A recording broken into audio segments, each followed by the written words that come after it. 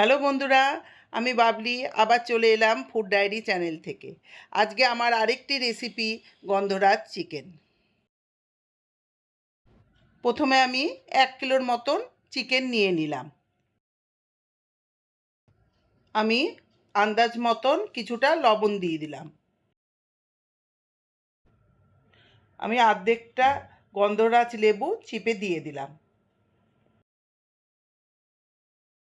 আমি ভালো করে এবার চিকেনটাকে মাখিয়ে নেব।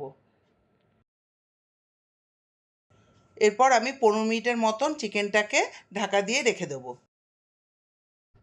ধনে, শুকনো লঙ্কা, লবঙ্গ, এলাচ আমি শুকনো কড়াই নেড়ে বেটে নেব।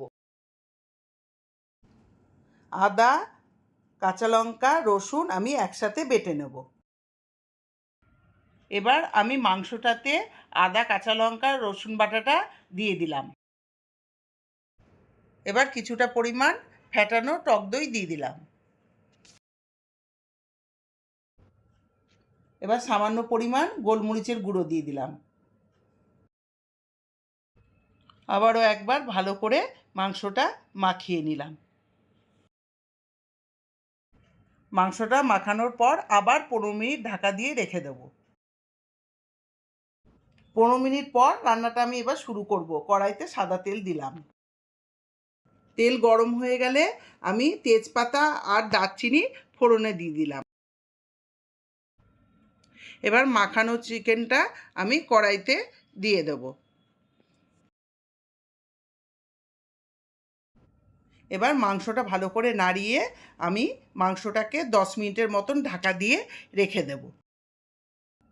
15 মিনিট পর আমি ঢাকনা খুলে মাংসটাতে আন্দাজ মতন লবণ দেব।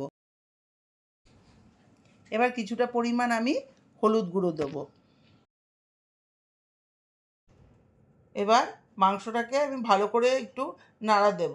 দেওয়ার পরে আমি কিছুটা পরিমাণ চিনি দিয়ে দেব।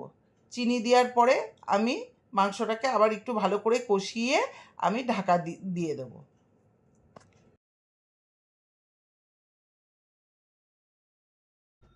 এবার ঢাকনা খুলে আমি মাংসটাকে একটু নাড়িয়ে নেব। নাড়ানোর পর আমি জলে গুলা কর্নফ্লাওয়ার আমি 1 চামচের মতন দিয়ে দেব।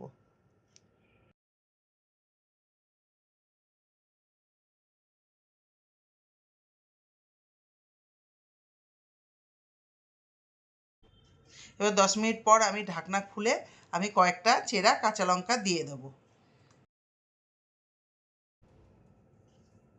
এবার আমি আগের থেকে যে ভাজা মশলাটা করে রেখেছিলাম সেটা আমি দিয়ে দিলাম। দিয়ে আমি একটু ভালো করে নাড়িয়ে নিলাম। এবার কয়েকটা কারি পাতা আমি ছিঁড়ে দিয়ে দিলাম। এবার সবার শেষে আমি গন্ধরাজ লেবু চিপে দিয়ে দিলাম। তৈরি হয়ে গেল আমার গন্ধরাজ চিকেন। খুব হালকা সুস্বাদু গন্ধরাজ চিকেন আমার তৈরি হয়ে গেল। বন্ধুরা, আপনাদের যদি এই রেসিপিটি ভালো লেগে থাকে তবে একটা লাইক, শেয়ার এবং কমেন্ট করবেন।